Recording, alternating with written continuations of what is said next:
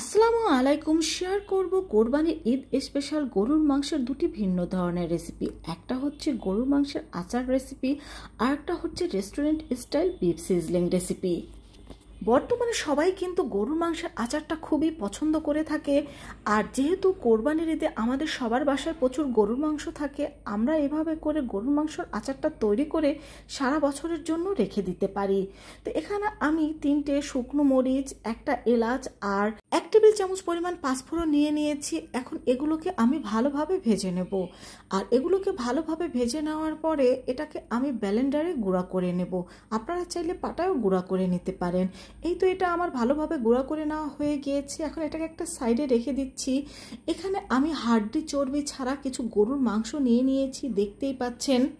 এখন এর মধ্যে আমি দিয়ে দিচ্ছি 1.5 টেবিল চামচ পরিমাণ লাল মরিচের গুঁড়ো, হাফ চা চামচের মতো হলুদ গুঁড়ো, 1 চা চামচের মতো জিরা গুঁড়ো ও 1 চা চামচের মতো ধনিয়া গুঁড়ো। দিয়ে দিচ্ছি 1 টেবিল চামচ পরিমাণ আদা বাটা, 1 টেবিল চামচ পরিমাণ রসুন বাটা, আর দেব স্বাদ মতো লবণ। 2 টেবিল চামচ পরিমাণ সর্ষের তেল দিয়ে দেব। এখন এই সব উপকরণের সাথে এই গরুর মাংসটাকে আমি ভালোভাবে মিশিয়ে নেব, আর মিশিয়ে নেওয়ার পরে এটাকে আমি 10 মিনিটের জন্য রেস্টে রেখে দেব, যাতে এর মধ্যে মশলা ও লবণটা ভালোভাবে প্রবেশ করতে পারে। তো ফিরে আসলাম এখানে আমি 10 মিনিট পরে। এখন এখানে আমি হাফ চা চামচের মতো গরম মশলা গুঁড়ো দিয়ে দেওয়ার পর এটাকে এখন আমি চুলায় বসিয়ে দেব। আর এটাকে কিন্তু এখন আমরা জাল করে 80% সিদ্ধ করে নেব। এখানে কিন্তু আমি কোনো রকম পানি ব্যবহার করব না, কারণ এই গোছের থেকে যে পানিটা বের হবে তাতে কিন্তু এটা 80% সিদ্ধ হয়ে যাবে। আর কিছুক্ষণ পরপর কিন্তু এভাবে আমি ঢাকনা তুলে এটাকে কিছুটা নেড়ে চেড়ে দিচ্ছি। তো বন্ধুরা, দেখতেই পাচ্ছেন এখানে কিন্তু অলরেডি অনেকটা পানি বের হয়েছে, আর এই পানিতেই এটা 80% সিদ্ধ হয়ে যাবে, আর বাকি 20% আমরা পরে সিদ্ধ করে নেব।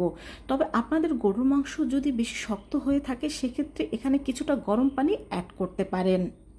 তো এটাকে জাল করে আমরা কিন্তু পানিটা শুকিয়ে নিয়েছি, আর আমাদের এটা কিন্তু এখন 80% সিদ্ধ হয়ে গিয়েছে। আর এটাকে এখন আমি চুলা থেকে নামিয়ে নেব। আর যেই প্যানে আমরা এই গোশটাকে সিদ্ধ করেছি সেই প্যানটা ধুয়ে পরিষ্কার করে তার মধ্যে দিয়ে দিচ্ছি 1 কাপ পরিমাণ সর্ষের তেল, দিয়ে দিচ্ছি আদা কুচি, আর দিয়ে দিচ্ছি রসুন কুচি। এখন এই রসুন কুচি আর আদা কুচিটাকে আমি কিছুক্ষণ ভেজে নেব। তারপরে এখানে আমি দিয়ে দিচ্ছি শুকনো কয়েকটা মরিচ, দিয়ে দিচ্ছি সেই সিদ্ধ করা গরুর মাংস। আর এই তেলের মধ্যে কিন্তু এটাকে আমরা ভালোভাবে এইভাবে করে ভেজে নেব। যখন এটাকে ভাজতে ভাজতে দেখবেন এর কালারটা চেঞ্জ হয়ে গিয়েছে, তখনই বুঝতে হবে যে আমাদের আচারটা তৈরি হয়ে গিয়েছে। তো 5 থেকে 6 মিনিট ভেজে নেওয়ার পরে এর মধ্যে আমরা দিয়ে দিচ্ছি যে মশলাটা আমরা গুঁড়ো করে রেখেছিলাম, সেই মশলা। আর এভাবে তেলের মধ্যে এই গরুর মাংসটাকে ভেজে নেওয়ার ফলেই কিন্তু এটা আরও 20% খুব সহজেই সিদ্ধ হয়ে যাবে।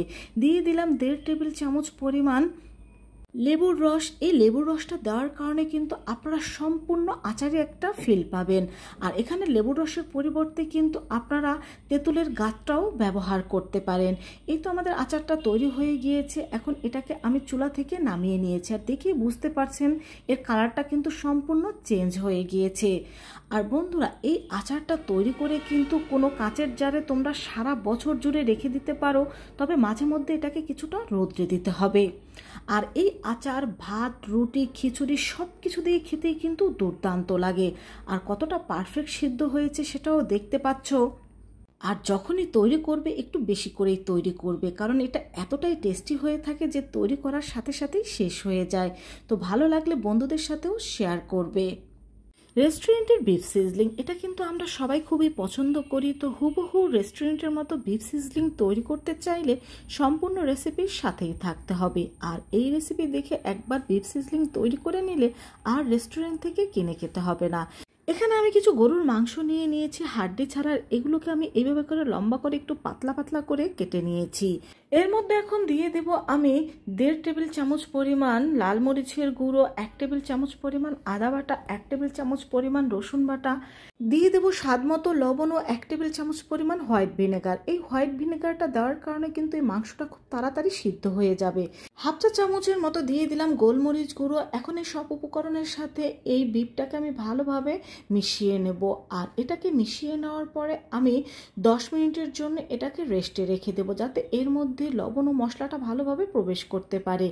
এখানে আমি নিয়ে নিচ্ছি 1 টেবিল চামচ পরিমাণ কর্নফ্লাওয়ার। এখন এই কর্নফ্লাওয়ারটাকে পানি দিয়ে মিশিয়ে একটা সাইড করে আমি রেখে দিচ্ছি। আর এখানে আমি একটা স্পেশাল সস তৈরি করে নেব। এজন্য এখানে নিয়ে নিচ্ছি 2 টেবিল চামচ পরিমাণ চিলি সস। এখানে আমি গ্রিন চিলি সসটা ব্যবহার করেছি, আপনারা চাইলে রেড চিলি সসটাও ব্যবহার করতে পারেন। দিয়ে দিলাম 2 টেবিল চামচ পরিমাণ টমেটো সস, 2 টেবিল চামচ পরিমাণ সয়া সস। দিয়ে দিচ্ছি এখানে আমি হাফ চা চামচের মতো গোলমরিচ গুঁড়ো, আর দিয়ে দেব এখানে আমি 1.5 টেবিল চামচের মতো চিলি ফ্লেক্স। এখানে ঝালটা আপনাদের টেস্ট অনুযায়ী কিন্তু আপনারা ব্যবহার করতে পারেন, তবে বিফ সিজলিং কিন্তু একটু ঝাল ঝাল খেতেই বেশি ভালো লাগে। তো এটাকে মিশিয়ে নেওয়ার পর এখন এর মধ্যে আমি দিয়ে দেব 1 চা চামচের মতো লেবুর রস। এখন এই সসটা তৈরি করে নেওয়ার পর আমি এই সসটাকে একটা সাইড করে রেখে দিচ্ছি। আর যে বিফটা আমরা ম্যারিনেশন করে রেখেছিলাম তার মধ্যে দিয়ে দেব 1 টেবিল চামচ পরিমাণ কর্নফ্লাওয়ার। এই কর্নফ্লাওয়ারটা কিন্তু এই বিফ সিজলিং তৈরি করার ঠিক আগ মুহূর্তেই দিতে হবে, এর আগে কিন্তু দেওয়া যাবে না। তো চুলে একটি প্যান বসিয়ে তার মধ্যে তেল দিয়ে দিয়েছি, আর যেই গরুর মাংসটা আমরা ম্যারিনেশন করে রেখেছিলাম সেটাও দিয়ে দিয়েছি কর্নফ্লাওয়ার মিশিয়ে। এখন 3-4 মিনিট ভালোভাবে এটাকে আমি কষিয়ে নেব। তো এটাকে 3-4 মিনিট কষিয়ে নেওয়ার পর এর মধ্যে আমি দিয়ে দিচ্ছি হাফ কাপের মতো পানি। এখানে কিন্তু এর চাইতে বেশি পানি দেওয়ার কোনো প্রয়োজন নেই, কারণ এই বিফ থেকে কিছুটা পানি বের হবে। আর হাফ কাপ পানি এখানে আমি দিয়ে দিয়েছি। এছাড়াও এই গরুর মাংসটাকে কিন্তু আমি অনেক পাতলা পাতলা করে কেটে নিয়েছি, আর এর মধ্যে কিন্তু হোয়াইট ভিনেগারও দেওয়া রয়েছে যাতে এটা খুব তাড়াতাড়ি সিদ্ধ হয়ে যাবে। এই তো আমাদের বিফটা কিন্তু ভালোভাবে সিদ্ধ হয়ে গিয়েছে। এখন এটাকে আমি চুলা থেকে নামিয়ে নেব। তো অন্য একটি প্যানে আমি 1.5 টেবিল চামচ পরিমাণ তেল দিয়ে দিচ্ছি, তার মধ্যে দিয়ে দিচ্ছি আদা কুচি, রসুন কুচি। এখন এই আদা কুচি আর রসুন কুচিটাকে আমি কিছুক্ষণ ভেজে নেব যাতে এর গন্ধটা চলে যায়। তারপরে এর মধ্যে আমি দিয়ে দিচ্ছি গাজর কুচি। গাজর কুচিটাকে আমি 2-3 মিনিট ভেজে নেওয়ার পর দিয়ে দেব সবুজ ও লাল রঙের ক্যাপসিকাম। তো এটাকে আমি 1 মিনিটের মতো ভেজে নেওয়ার পর দিয়ে দেব কিছু কিউব করে কেটে রাখা পেঁয়াজ।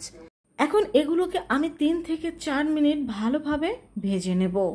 এখানে যে সবজিটা ব্যবহার করছি তার জন্য দিয়ে দিচ্ছি এখানে সামান্য একটু লবণ। এখন এর মধ্যে আমি দিয়ে দেব আমরা যে গরুর মাংসটা রান্না করে রেখেছিলাম সেই গরুর মাংস। এখন এর সাথে আমি ভালোভাবে এই গরুর মাংসটাকে আরও 4 থেকে 5 মিনিট কষিয়ে নেব। তো কষিয়ে নেওয়ার পর এখন এর মধ্যে আমরা দিয়ে দেব সেই কর্নফ্লাওয়ার মেশানো পানি, আর দিয়ে দেব আমরা যে সসটা তৈরি করে রেখেছিলাম সেই সস। এখন এর সাথে ভালোভাবে কিন্তু আমি আরও কিছুক্ষণ এইভাবে করে কষিয়ে নেব বা রান্না করে নেব। তো 5-6 মিনিট এইভাবে করে ভালোভাবে এটাকে রান্না করে নেওয়ার পর চুলা থেকে এখন এটাকে আমি নামিয়ে নেব।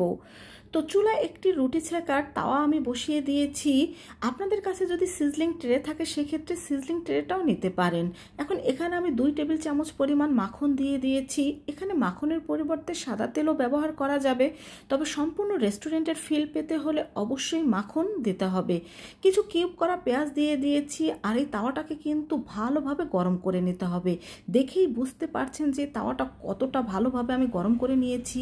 এখন এর মধ্যে আমি এই সিজলিংটা দিয়ে দিচ্ছি।